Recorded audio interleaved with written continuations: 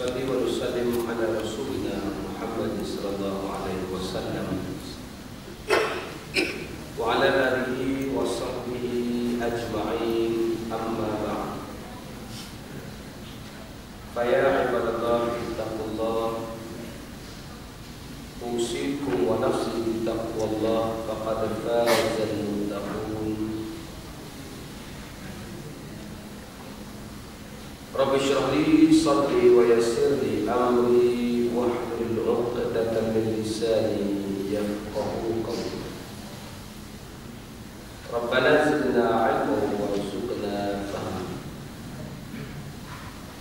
Wa qala Allah ta'ala fi kitabihil 'aziz, a'udzu billahi minasy syaithanir rajim. Ulaika humul warithun alladzina yarithuna al-firdausa hum fiha khalidun. Shadaqallahul 'azim.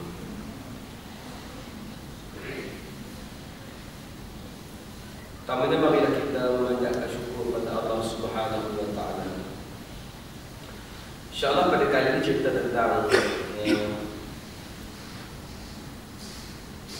hukum kita menyimpan ataupun duit yang dicetakkan perkataan Allah, la ilaha illallah. Contohnya di Arab Saudi lah, ataupun macam mana dari segi kalau uang itu memang ada perkataan ayat Quran dan sebagainya.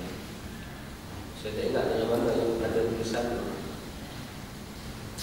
Dia kata dalam uang riyal tertulis kalimah tauhid. Sebab Arab Saudi ini dia punya bendera la ilaha illallah Muhammadur Rasulullah. Dia kata kerana berada luas, bukan hanya di Arab Saudi, boleh saja wang itu dimasukkan ke dalam dompet atau saku belakang atau depan. Ini biasanya orang simpan dalam wang dalam. Beza dengan orang Arab yang memang menyimpan wangnya dalam jubah. Baik, bagaimanakah menurut pandangan Islam terhadap adanya kalimah tauhid dalam wang itu?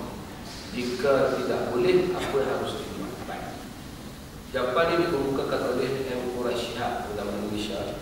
Katanya para ulama bersepakat tentang wajib menghormati Al-Quran, sebagaimana mereka bersepakat tentang larangan melecehkannya. Maknanya tak boleh memperlecehkan Al-Quran.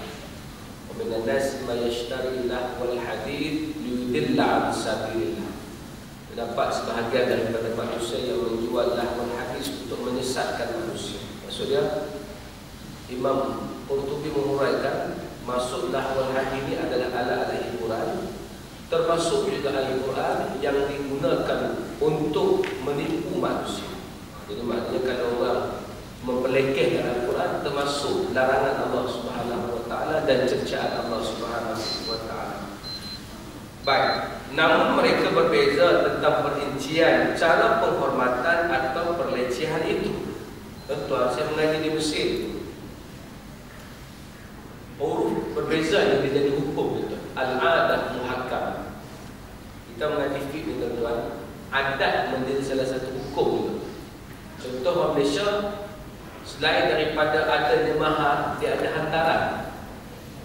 Hantaran itu biasanya lebih mahal daripada mahar. Hantaran 5,000. Mahar berapa? 80 ringgit tak? Itu bukan lengkap. Maknanya 80 ringgit. Mahar 80 ringgit itu, itulah untuk isteri. Hak 4,000 lagi itu, dululah 4,000, sekarang dah 15,000 lah. 15,000 hantaran itu biasanya dapatkan mok, dapatkan pok. Jadi Islam tak boleh hapuskan benda itu kerana sudah menjadi rutin di Malaysia ini, rutin di tanah air kita. Dia ada hantaran. Patutnya wang hantaran itu tak perlu hantar saja Islam, cukup mahar ya. Mahar itu menjadi wajib, hantaran itu tak wajib. Tapi sebab dalam kehidupan perkahwinan kita di Malaysia ini khususnya, maka hantaran itu jadi wajib. Tak kira ustaz tak ustaz pun kena hantaran juga. Ustaz kan kami banyak, isteri pertama 5,000 pasal tu orang kan. Bila isteri yang baru muda sikit 15,000. Jadi itulah. Maknanya tetap kena hantaran walaupun ustaz. Makna bagaimana hantaran ini al-adah muhakamah. Al-adah muhakamah betul tak rela. Kena terima. Saya mengaji Mesir. Orang Arab ni duduk dengan kitab kan. Kitab tu kitab hadis. Dia duduk tu, dia malah ambil contoh sebabnya. Dia duduk atas kitab. Kitab tu dalam tu ada hadis, dalam tu ada ayat Quran, dalam tu ada sirah. Duduk. Kita kata hari ni. Dia kata tak. Aku tak ingat, aku duduk kan. Dia cara fikir ni. Sebab tu orang Arab dia ada beza dengan orang Melayu. Orang Melayu tak lebih kepala. Tuan suruh tuih kepala kawan tu. Saya mengamuk. Kita pun jumpa kawan beriman, nama tak jumpa, cari dalam lepak tak dengan kepala. Tapi orang dia tuih kepala tak apa. Kita hedah tak apa. Jangan pegang belakang lah. Pegang belakang dan beragam. Jadi adat yang berbeza. Orang Melayu adat dia kalau solat kena pakai kain. Siapa tak pakai kain tak ada jadi imam. Bukan tingkat sisi lah. Dia dapat tak apa. Kalau diri surah tuan-tuan pakai sedok. Jadi imam cara orang tolak. Di Mesir tak boleh. Tuan-tuan jadi imam pakai kain. Cara orang tarik turun belakang.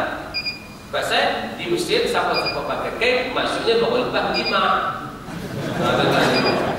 Itu cerita adat yang berbeza. Jadi maknanya al-adat muhakamah.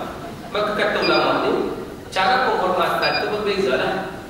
Kalau dicetakkan duit, maknanya kalau tujuan nak memperlekehkan memang berdosa.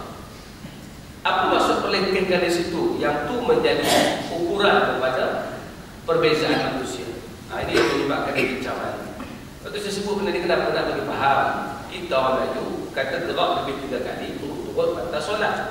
Kalau tuan-tuan tengok jumpa orang Arab, memang dia gerak banyak. Dia siap buka Quran lagi. Kalau sekarang ni ada iPhone siap, dia buka iPhone lagi. Dan dia boleh tiap type apa dia password. Boleh selak-selak lagi. Dia tak ada masalah. Pasal bagi dia tidak banyak. Sebab tu dia boleh tengah solat kalau dia menangis, dia ambil sapu tangan, dia boleh. Kita tak boleh. Kita adat kita itu dikira banyak pergerakan tu. Itu bezanya. Maknanya ada muhakamah ni satu benda penting kita belajar. Dulu ada satu risalah yang memang ditulis di peringkat master tu PhD saya tak silap. Memang adat sebagai penghukum. Maknanya adat mesti menjadi hukum. Apa yang masyarakat setempat tu ada menyebabkan dia juga menjadi hukum kepada masyarakat itu. Baik. Kalimat tauhid dia kata. Yang kita nak bicara ni adalah kalimat tauhid dalam ruang. Kalimat tauhid asyhadu an la ilaha illallah. Bukanlah ayat Quran sehingga dari segi hukum ia berbeza dengan ayat Quran. Ini kerana kalaupun kita mengatakan bahawa ayat Al-Quran tidak boleh dimasukkan ke dalam dompet atau saku belakang, larangan ini tidaklah berlaku terhadap wang atau apapun yang bertuliskan kalimat tauhid. Tuan-tuan pakai baju ada perkataan Allah. Ada sama dengan hukum pakai baju ada perkataan Allah. Yang wajib pakai baju ada perkataan Allah Muhammad ni askar dengan kuali. Dan badan-badan berkanulah termasuk saya tengok dulu akademik laut tu dia ada perkataan Allah Muhammad.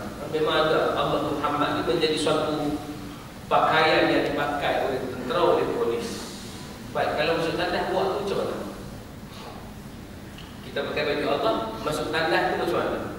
Tak apa lagi masuk tandas. Baju tu boleh basuh lah dalam mesin basuh. Itu perbezaan dia. Sebab dia ada perkataan Allah. Allah. Ada perkataan la ilaha illallah.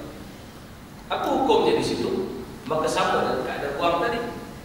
Kalau itu dinamakan wang itu bukan ayat Al-Quran. Allah itu bukan ayat Quran. La ilaha illallah itu bukan ayat Quran. Kalau kita kata Muhammad Rasulullah bukan ayat Quran. Perkataan Allah itu maksudnya adalah lafaz kebesaran Allah Ta'ala. Sedangkan Nabi SAW ada cincin yang Nabi pakai. Cincin yang Nabi pakai Muhammadur Rasulullah. Muhammad di bawah, Rasul di tengah, Allah di atas. Cincin tu bila Nabi nak masuk tandas, Nabi kalihkan. Tetapi Nabi tak buka. Nabi kalihkan, Nabi masuk tandas sebagai menghormati perkataan Allah. Tetapi kalau kita dah pakai baju Allah, takkan nak buka baju. Atau kita kalih baju itu.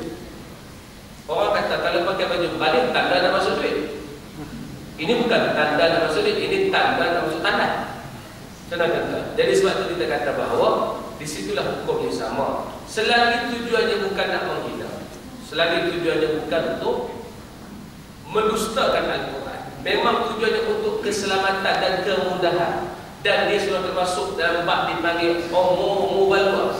Umum mubalwa tuan tahu? Umum mubalwa ni asalnya benda itu najis, tetapi oleh kerana susah dan elak dia tak najis. Asalnya benda itu terlarang, tapi pasal parah sangat nak jaga, dia jadi tak terlarang. Contoh berjalan di tempat yang memang kasut orang pakai kan, pakai kasut lalu-lalang, kasut. Baik, tiba-tiba kita teringin nak solat di tepi jalan sebab kita nak cari surau lambat. Pertama soalannya, adakah kita kena perlu letak sejadah? Tuan, adakah perlu kita letak sajadah? Sajadah. Adakah perlu kita letak sajadah? Sebab itulah orang kita jarang solat tepi jalan, pasal dia cari sajadah. Sajadah mana jumpa dalam rental dia? CD makan Jackson ada. Jadi macam mana kalau dia jenis yang tak simpan sejadah dalam rental? Macam mana kalau dia tak nak kain? Saya memang tak simpan kain, tak simpan sejadah dalam rental. Habis tu kalau kita nak solat di jalan tu boleh dah, najis dah tempat tu, walaupun kita tak pakai sejadah, kaki kita basah, kita solat di situ, najis atau tidak?